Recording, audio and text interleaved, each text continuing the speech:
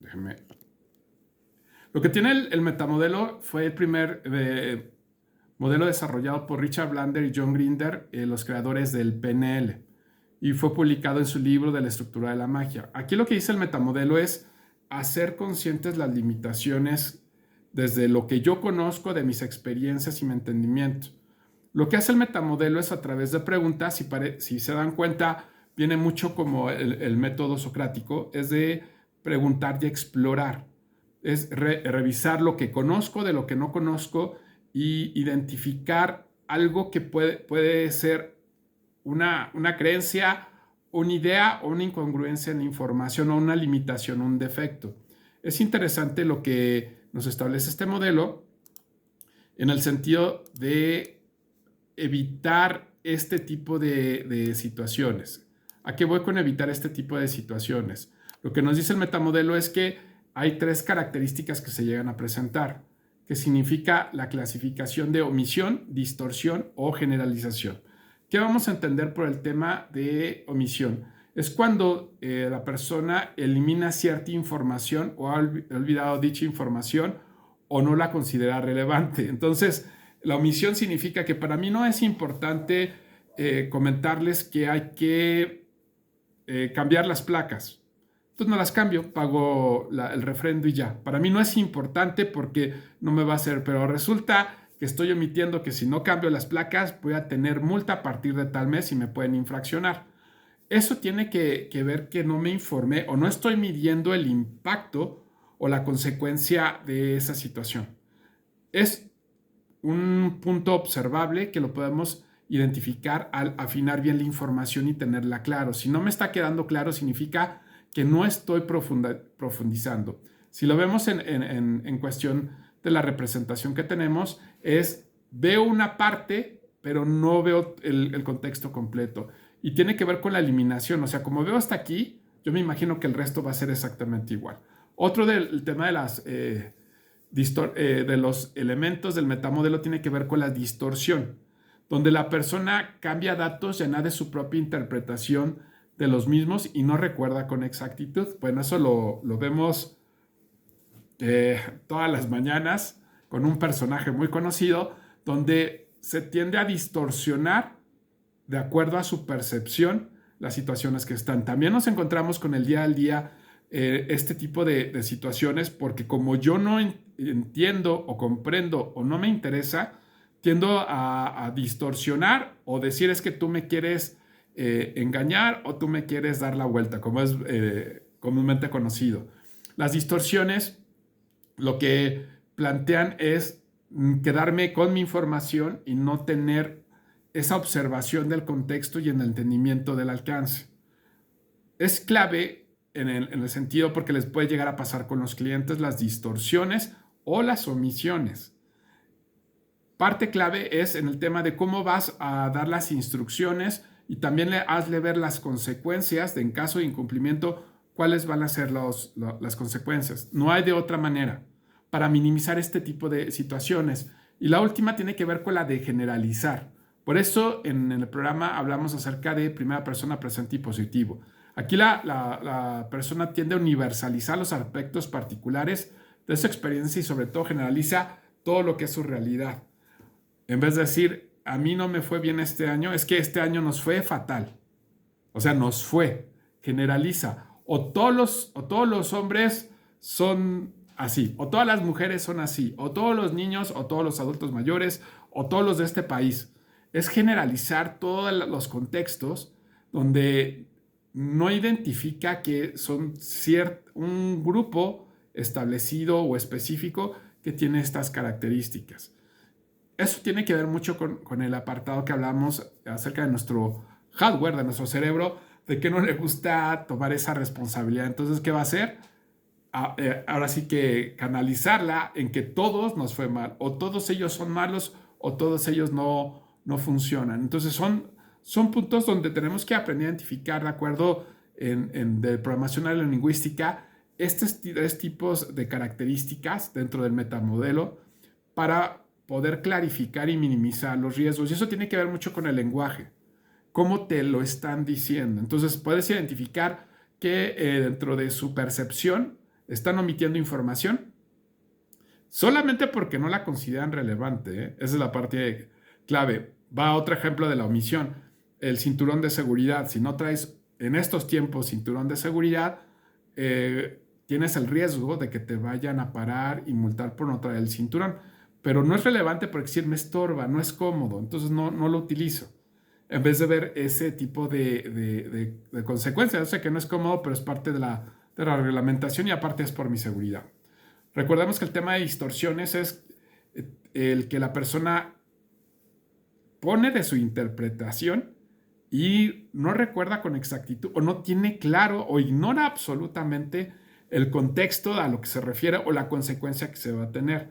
O como no puede explicar esa circunstancia, ese hecho, lo que tiende es a descalificar a quien le está haciendo la observación.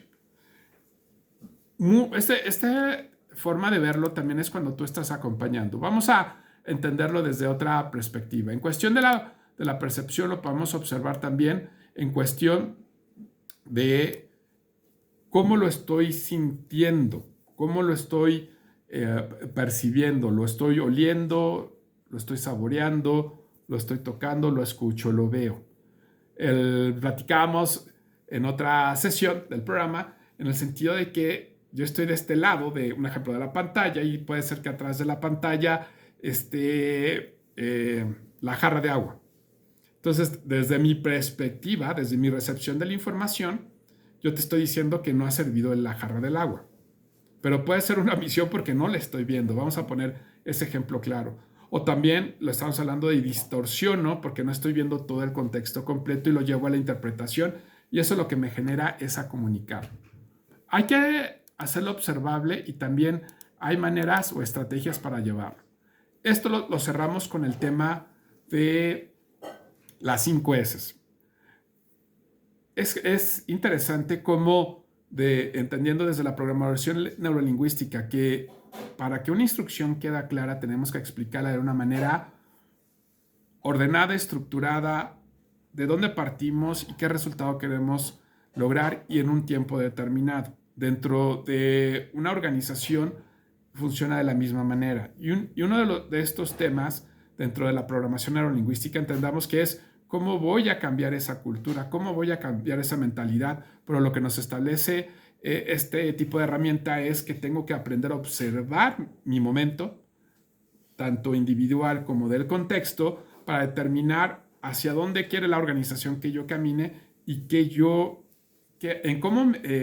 como colaborador, cómo me alineo al cumplimiento de esa filosofía de la organización. Y aquí nos vamos en el tema de los básicos en cuestión de las 5 S, que tiene que ver en seleccionar, ordenar, limpiar, estandarizar y disciplinar. Lo que nos dice esta herramienta de gestión visual viene derivado del Lean Manufacturing, que el Lean Manufacturing está de todo lo que es las empresas automotrices. Para ser específico, Toyota fue uno de los, el gran precursor de la manufactura liviana. Y lo que utiliza son este tipo de actividades de enfoque y de practicidad para introducir una mejora continua dentro de la organización. Vamos a ver cada una. Esto obviamente que es cultura japonesa empresarial. Y hablamos de Seiri, que es selección, Seitun, que es orden, Seiso, que es limpieza, Seiketsu, que es estandarización, y Shitketsu, que es disciplina. Vamos a ir conociendo cada una de ellas. Dentro de las 5 S, eso lo que requiere es un compromiso individual y organizacional. La misión de las 5 S es lograr una optimización del entorno y de los espacios de trabajo para facilitar la labor del colaborador y así lograr que se enfoque en su tarea diaria y poder detectar las problemáticas a una sola vista. Vamos a resumirla de esa manera. Esta metodología fue desarrollada en Japón y sobre todo se implementa para ir mejorando estos 5 pasos. Déjenme, me muevo de la imagen para estarlo observando. Lo que vamos es en el tema de selección, es distinguir lo necesario de lo que no es. Vamos a entender esa perspectiva, esa clasificación de lo que requiero estar teniendo dentro de mi lugar de trabajo a lo que no debe de estar ahí. ¿Para qué? Para que sea más eficiente. Si tengo bien clasificadas mis carpetas, tengo buena ergonomía en mi computadora, puedo tener mi café, mi agua en cierto lugar y todo lo que no sea necesario está en su lugar, lo que me va a hacer es que me enfoque en la tarea que estoy haciendo y las búsquedas van a ser rápidas. Esa es una parte clave que nos implica el tema de las 5 S. Ahí también lo que vamos es al segundo, que tiene que ver con el orden.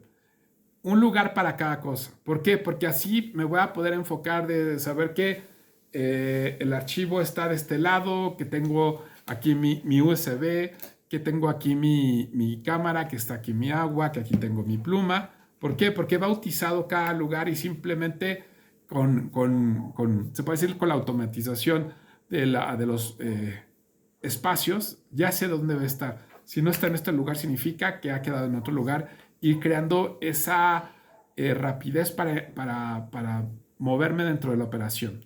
La otra es limpieza, y eso me voy un poquito más al tema personal. Esa limpieza, si lo vemos de la parte de la persona, es como está ordenado su entorno, es el orden que tiene en su mente y en su emoción. Si tiende a tener desordenado su medio ambiente, también puede ser que como persona estés viviendo ese tema de caos interno, donde complica el tema de ser efectivo y eficiente. Y dentro de la organización es clave, ¿por qué? Porque es un impacto visual y lo que genera es un bienestar del contexto. Entonces, tener espacios limpios, abiertos y ordenados facilita la operación, genera una sensación de amplitud y de orden, y eso reenfoca la mente a la tarea que está haciendo. La última, ya después, el tema de estandarizar, todos hacerlo de la misma manera, o sea que entendamos cuando abrimos una nueva carpeta para un cliente, todos los que operan ese proceso saben que se abre de la misma forma. Levantamos ficha de cliente, identificamos servicios, los documentos base para arrancar la operación y hacer el análisis, y todo se hace de la misma manera. Porque estandarizando lo que logramos es mejorar la calidad de los procesos. Y la última tiene que ver con la autodisciplina. Todo esto lleva tiempo, pero si lo logras implementar, se va a notar una mayor orden en tu trabajo y en tu contexto de donde estás laborando. Incluso con tus compañeros de trabajo, facilita mucho la comunicación, es más eficiente entregar la información, la forma de la búsqueda es más precisa. Incluso yo lo llevo un poquito más allá en el tema de la computadora. Si dentro de la computadora tienes tu información ordenada en carpetas, las búsquedas van a ser muchísimo más rápidas y te desgastas menos. Aquí el objetivo de las 5 S es lograr esa perspectiva.